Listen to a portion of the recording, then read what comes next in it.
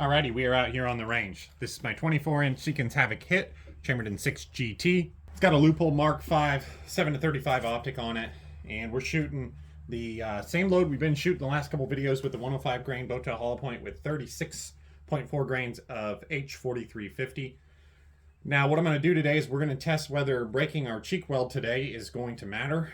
People always comment that on my videos. Don't break your cheek weld, blah blah blah, all this stuff, and seems like that would matter, but we're going to find out today. So the first 5-shot group we're going to shoot, I'm going to break my cheek weld every single time, and if the group is looking pretty good, I may even get completely up off the gun and come back down just to kind of hopefully prove that this doesn't really matter. I've went ahead and dialed in my parallax just like I usually do, and we're pretty well ready to shoot. Now it's a great day to do this. There's very minimal wind at a max maybe 10 mile an hour, but probably not even that. Probably more like 5, and it's a warm day, so it's a good day to shoot. So in another kind of comparison, we just shot this same load off the bipod, 2 5-shot groups, and we ended up with like 0.8-inch groups, so wouldn't be surprised if we're just a little bit better than that today, shooting off our bags, our front and rear bag here.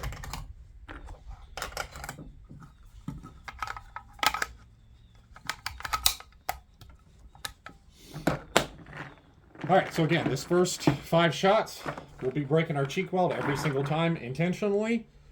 And we're not getting velocity through our lab radar today. I don't have it out. Not worried about velocity in this test. Alright, so let's see if they'll shoot.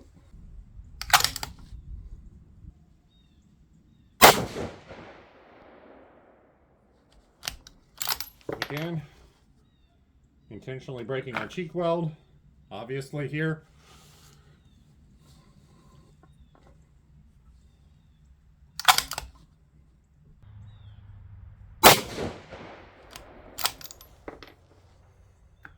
And again, broke our cheek weld intentionally. All right, that one grouped a little bit different. Now for these last two, I'm going to get completely up out of the bench, off the gun, completely off, pretty much walking around here where I shoot. Then we're going to come back down, get on the gun, and shoot again.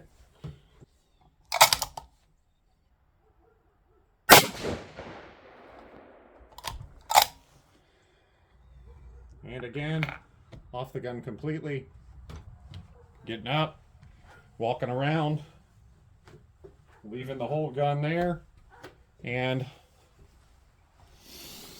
we'll come back in and we'll shoot again.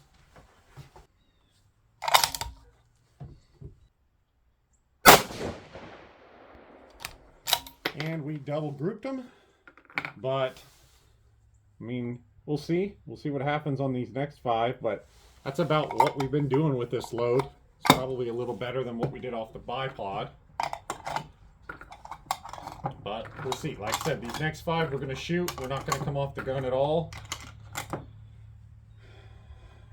We're just going to cycle through and shoot them. I'm still going to try to take my time and shoot them nice and slow, so you'll still see the videos probably going to be edited where you won't see all the time in between shots, because you guys don't want to sit there and watch that. But I'm not moving off the gun. We're staying right in line. Not even going to put the brass away like I like to do. That's usually what makes people mad anyway. So let's see what this group will do.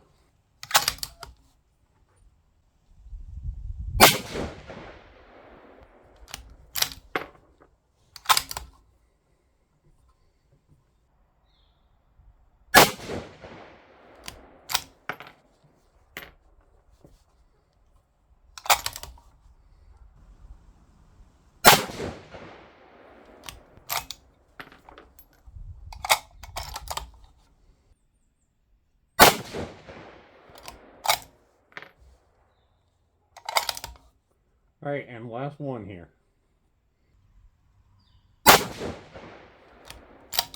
All right, and now that is the first time that I've broke my cheek weld, and I don't know about you guys, but that group doesn't look any better than the first one. Now, you know, why is that? I don't know. But they look fairly similar. I mean, I tend to like the one on the left a little better, but again, we'll get over it. Let's take a look. One thing to note, I felt a little bit more relaxed, being able to kind of, relax my body, walk around, take a couple deep breaths, not have to try to focus on staying inside the scope and staying on target. Again, that's just my perspective. That's a lot of times why I'll do this in the first place, where I break my cheek weld. But let's get over there and let's see if there's a difference in our group size. All right, so we're back at the bench. We're obviously taking a look at our target here. Two very similar size groups here. Really, I don't think there's any difference in our group size overall. We still kind of tended to double group them, which it's kind of what this load has done. On the left there, you see our rounds that we broke our cheek weld every single time. And obviously it didn't make our group any tighter to not break our cheek weld every single time. Now, I think what this comes down to is, number one, adjusting for parallax and getting down behind the gun the same way every single time. Now, if I did this from my bipod or something like that, maybe this is a little bit different, but it seems like from my bags, I can break my cheek weld as much as I want, and it doesn't really seem to screw up our group size. So hopefully people will stop commenting now every single time I break my cheek weld to put my brass back in my box, but I'm sure they will. I know this is only 5 shots, but clearly there's not a significant difference here, at least within 5-shot groups. So I hope you guys enjoyed the video. Thank you for subscribing, and I've been enjoying doing these little test videos. It surely won't be the last, but we'll probably get back to doing some regular videos here soon. So thanks for subscribing, and we'll see you next time.